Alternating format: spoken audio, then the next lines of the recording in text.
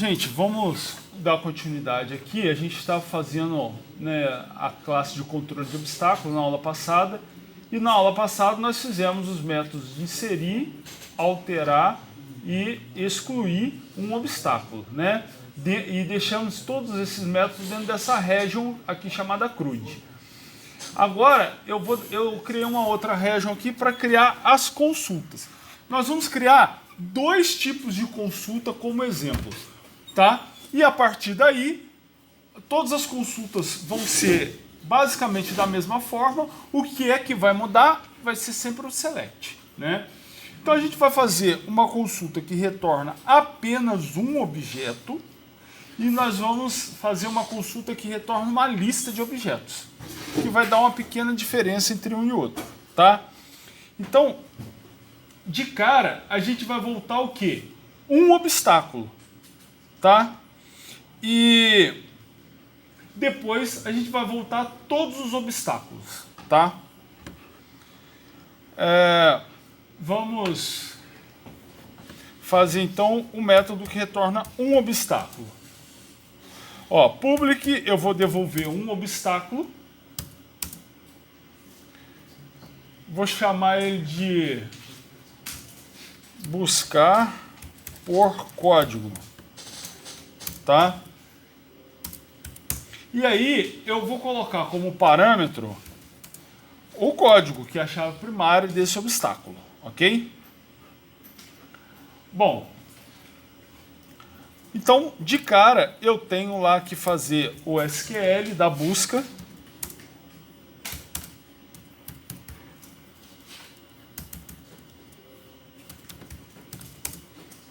Ó, select, deixa eu achar os campos de obstáculo. Codinome caminho N tiros. Então, ó, codinome caminho N tiros.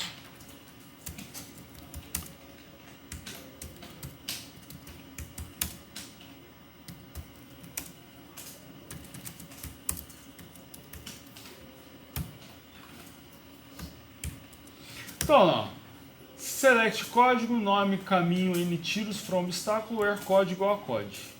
Beleza, certinho. Aí agora eu vou criar a minha command. Tá vendo que até agora tá bem parecido. Tá bem parecido com os outros métodos. Eu passo o SQL e a conexão que está na classe superior, né, de DAO, ok?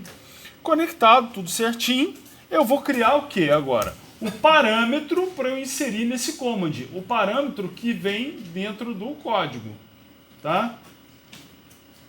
Então,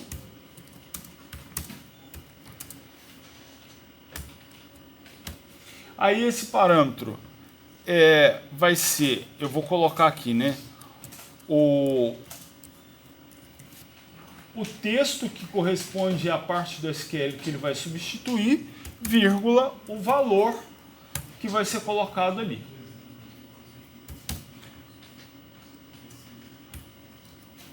Vou definir o tipo de dado, né, que é aquele parâmetro.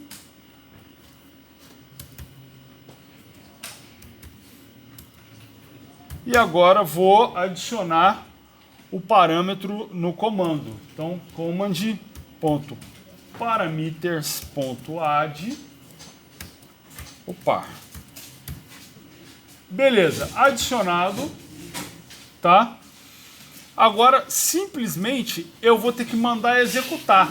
Só que lembra que eu falei para vocês que quando eu executo o insert, um delete, um update, é simplesmente um execute não query, que você está mandando um insert, um delete ou um update para o banco de dados, mas você não tem nenhum retorno do banco de dados, né? Só que aqui a gente tem o retorno. Então, o retorno ele vai para a variável header. Então, eu vou dizer que header recebe o retorno de command.execute header. Então, dessa forma, o meu SQL está indo para o banco de dados e se houver algum retorno dele, esse retorno vai ser colocado na variável header, tá? Bem, então eu preciso agora criar um obstáculo, ok? Vou chamar de O, só para facilitar, que é o objeto que deve ser devolvido, tá vendo? Eu disse aqui na assinatura do método que eu estou devolvendo um obstáculo. Então, esse obstáculo está aqui na minha variável O. Vamos pensar no seguinte. Toda vez que um header recebe valor de um execute header, como é que fica ele? Ele fica assim, ó. Ele abre o arquivo do header com um begin of file, ou seja, um início de arquivo, e ele fecha esse arquivo, né, para dizer que terminaram os dados que vieram do banco, com um end of file, fim do arquivo, tá certo? E aqui eu tenho um ponteiro que está apontando sempre para o begin of file. Então, se eu tentar fazer uma leitura desse header, eu não vou conseguir ler nada, porque ele está em begin of file. Tá? O que eu tenho que fazer? Eu consigo andar com esse ponteiro para frente, para o fim, para trás e para o início. Certo? Então eu consigo andar com ele.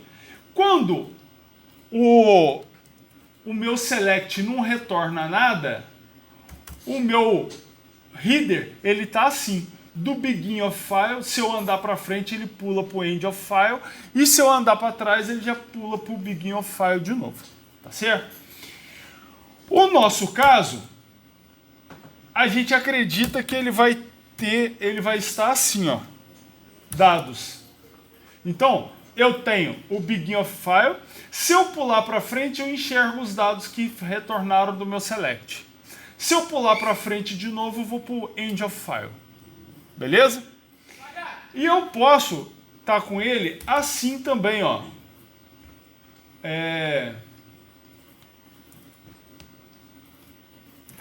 Ele ter, depois do begin of file, uma cacetada de dados. Eu vou botar reticências ali. Tá? Para se eu quiser ler todos os dados, eu tenho que, ó, começa apontando para cá, movo para o próximo e leio o dado. Movo para o próximo e leio o dado. Movo para o próximo e leio o dado. Tá certo? Então sempre funciona assim. Então eu movo o primeiro para depois ler o dado. E aí a gente tem um método chamado read. E esse método é do próprio header. Então o que esse método faz? Ele move para o próximo. Então, ó, ele está começando aqui no begin of file. Se eu executo o método read, ele move o ponteiro para a próxima linha e tenta ler os dados. Se ele conseguir ler os dados, esse método read me devolve true. Se ele não conseguir ler os dados, ele me devolve false. Então, ele vai me devolver sempre true enquanto ele não pula para o end of file. Beleza? Então assim, ó, tô no begin, quero ler, vou executar o método read. Ele pula para a próxima linha e tenta ler. Se aquela linha é uma linha de dado que veio no banco de dados, ele lê aquela linha e devolve para mim true. Se eu quiser fazer isso de novo, read, pulo para o próximo, ele lê true. Só que na hora que ele chegar no end of file, quando ele estiver no último registro aqui, ó, e eu der um read, ele pula para o end of file e aí ele não consegue ler registro. Então ele me devolve false. Tá certo? Tranquila a lógica de como funciona o header? Beleza. O que nós temos aqui? O nosso método, ele está buscando, fazendo um select, buscando uma linha da tabela obstáculo, passando simplesmente uma chave primária como parâmetro. Correto?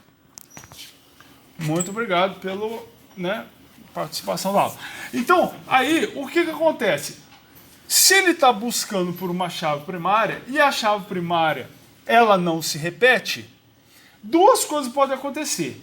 Ele acha o registro que eu estou procurando e me devolve um único registro.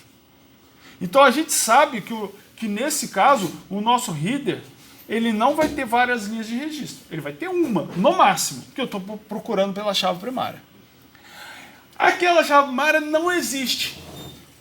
Ele volta sem nenhum registro. Então, o nosso header, nesse caso, ou eu volto sem nenhum registro, ou eu volto só com uma linha de dados. Tá tranquilo? Então, o que eu vou fazer para ler ele? Eu vou fazer isso aqui, ó. Se header.read, se eu conseguir ler, significa que voltou um registro. Ah, beleza, voltou um registro? Então está na hora de eu instanciar esse obstáculo para pegar os dados desse registro e jogar no obstáculo. Tranquilo? Então agora, ó, vou instanciar esse obstáculo. O igual a new obstáculo. Instanciei ele, agora eu vou setar as propriedades nele. Por exemplo, o.código recebe. Aí agora eu vou pegar os dados desse header. Veja bem, a forma como eu pego os dados do header, cada linha, cada property, cada variável que vem para mim, eu pego ela inicialmente como um objeto. Então, eu tenho sempre que fazer um casting nela, eu tenho que transformar ela, tá certo? Então, o primeiro, o código lá, o primeiro campo que eu estou pegando, ele é int 32. Então eu tenho que fazer um int32.parse para eu começar a pegar ele. Então, ó, header.getValue, vou pegar esse valor. Olha a situação aqui, ó.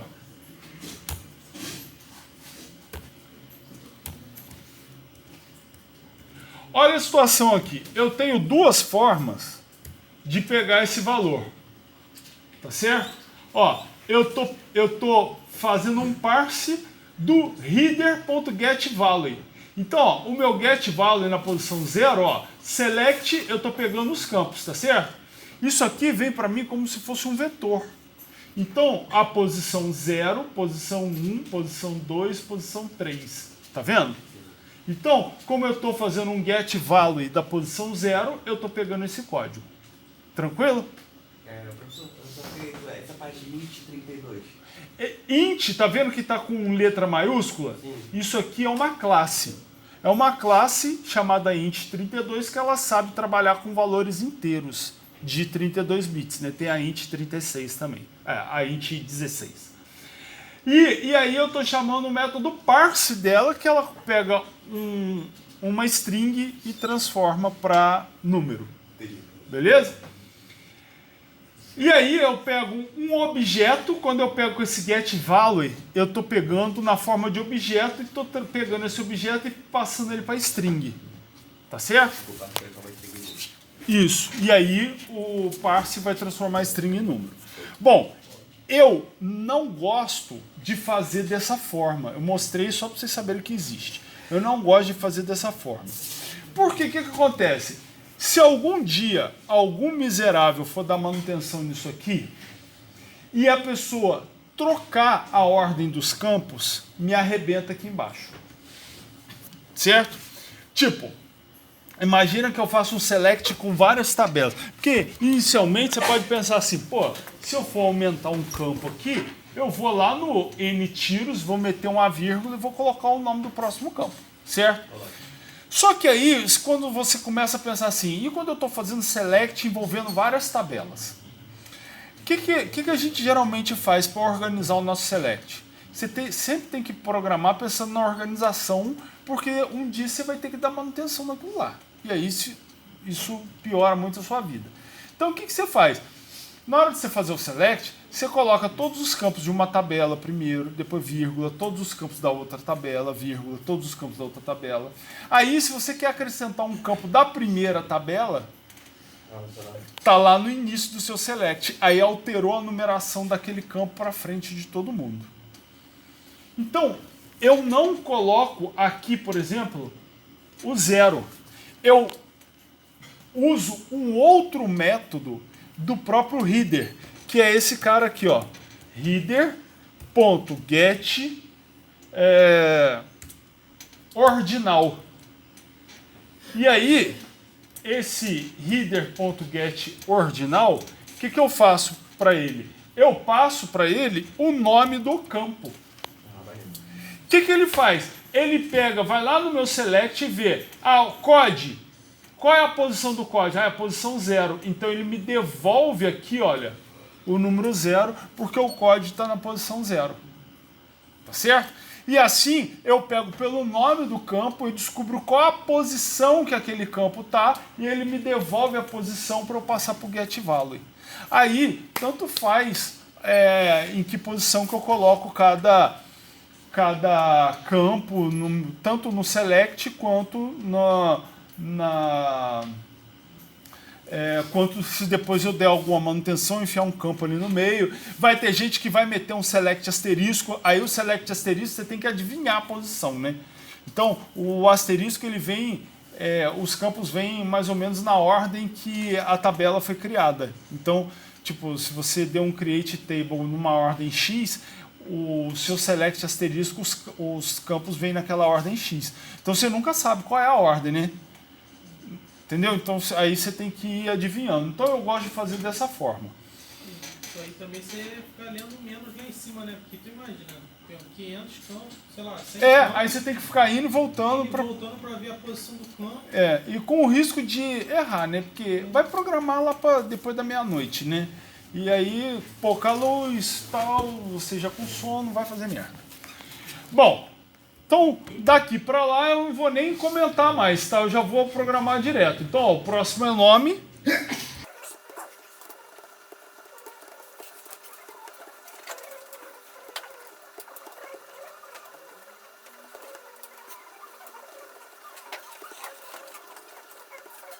Beleza. Feito isso, o que eu posso fazer? Eu já posso devolver o objeto. Então, ó, return ó. E tá tranquilo. Já devolvi o objeto. Bom, aí eu tenho que pensar no seguinte: e se ele não entrar no if? Se ele não entrar no if, return null. Tranquilo? Beleza, que aí se ele não entrou no if, é porque o seu select não retornou nada, então ele não, o read voltou false, e aí ele não entra no if e você retorna vazio, né, nulo, né? E aí quem chamou tem que saber, né, o método que o local onde chamou esse método para buscar por código tem que saber que se acontecer isso, eu tenho que tratar o nulo. Beleza? Agora, eu vou fazer o seguinte, eu vou copiar esse método e colar ele novamente para fazer algumas modificações nele, para que ao invés dele trazer um único obstáculo, eu pegar e modificar ele para uma lista de obstáculos. Tá joia? Vai trazer um conjunto de obstáculos.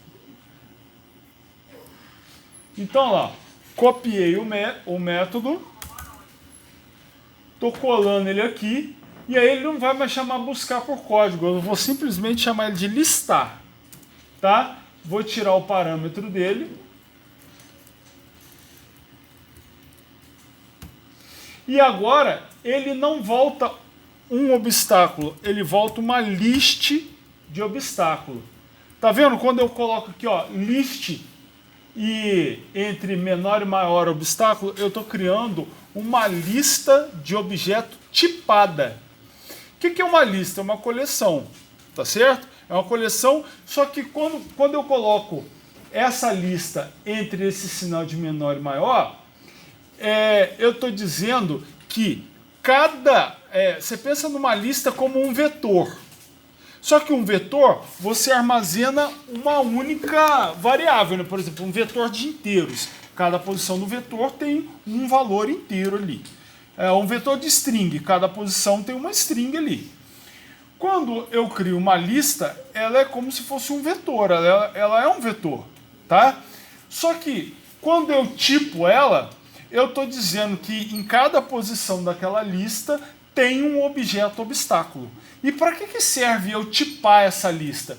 Porque quando eu chamo a lista, eu consigo colocar o nome da lista na posição que eu quero, no índice que eu quero, ponto, e eu já acesso as propriedades de cada objeto, de cada posição da lista. Então isso me facilita muito a programação, tá certo?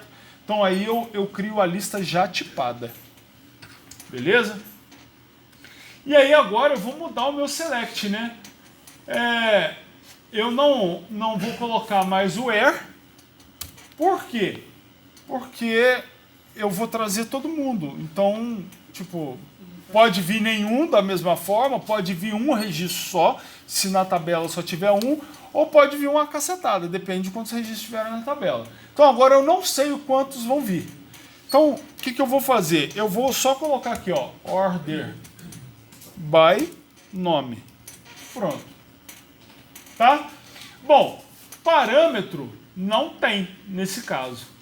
Né? Não estou colocando nada no select, então parâmetro não tem, eu posso remover. Tá? Beleza.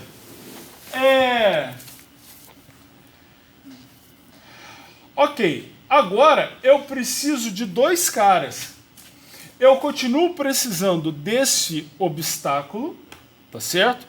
Eu continuo precisando desse um único objeto, mas eu preciso também de uma variável desse cara aqui, ó, porque eu vou devolver uma lista de obstáculos. Então eu preciso ter uma lista, tá? Então eu vou criar aqui, ó,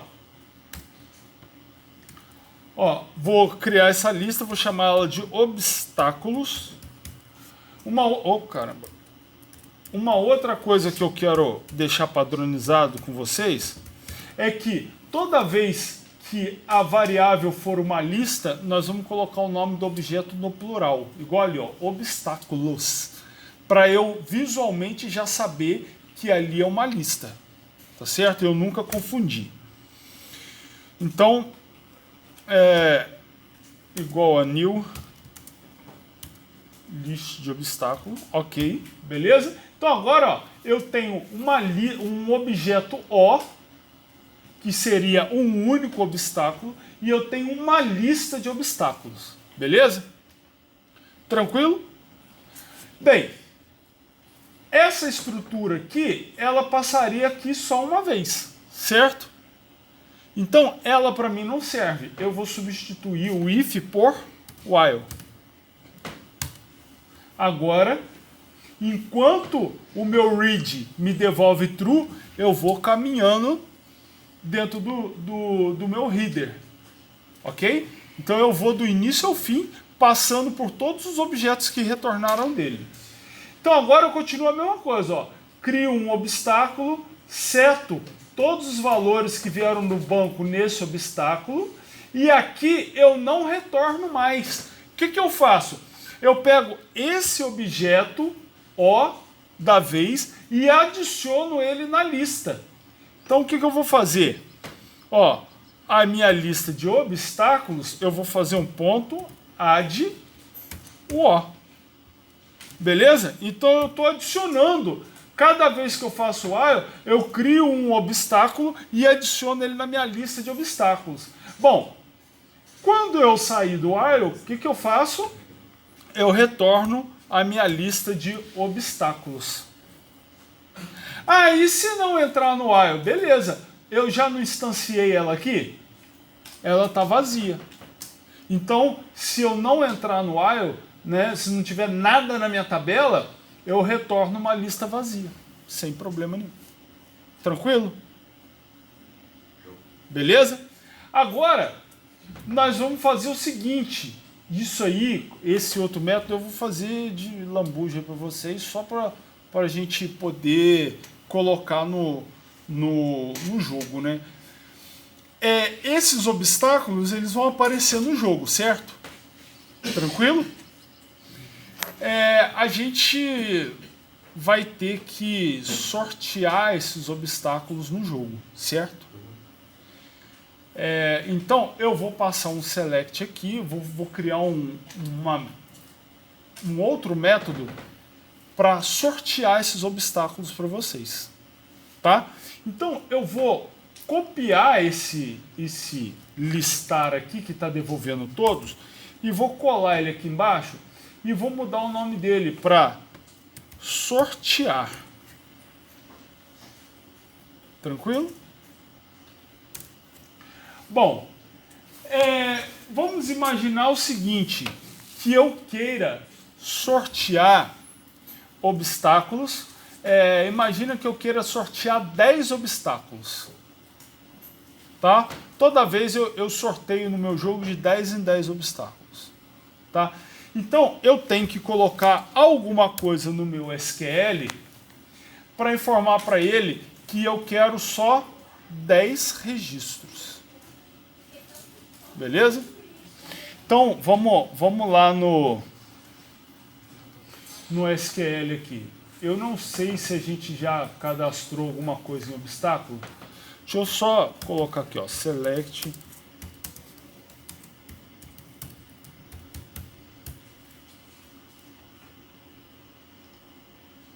Nada. Então vamos inserir.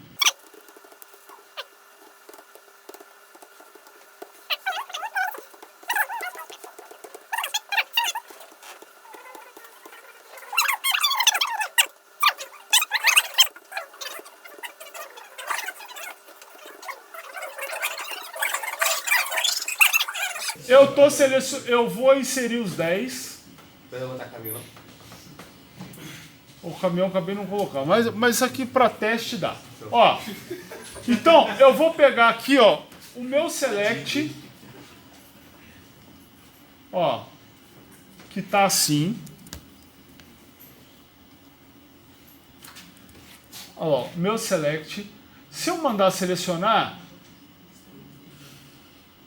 olha lá, volta todo mundo, tá voltando por ordem alfabética, certo? Se eu colocar esse cara aqui, ó, top 5, eu já vou delimitar que vem o 5, tá certo? Então, ó, não tem jeito, vem 5. Vou tirar aqui o order by nome, que pra gente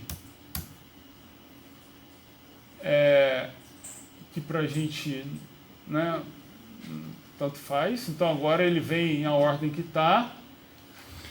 Aí agora, se eu não me engano, funciona assim, ó. Where code igual a new ID. Esse new ID é uma função. Deixa eu ver se vai rolar. Não, deixa eu ver. Ah, caramba, é porque não é where. Tô doidão. É o seguinte, ó, order by new ID. Pronto. Order by new ID. Então, ó, presta atenção nos dados, eu vou executar de novo, ó. Ó, tá vendo? Cada hora vem diferente. Tá? Então, eu vou pegar e vou mudar lá o meu select.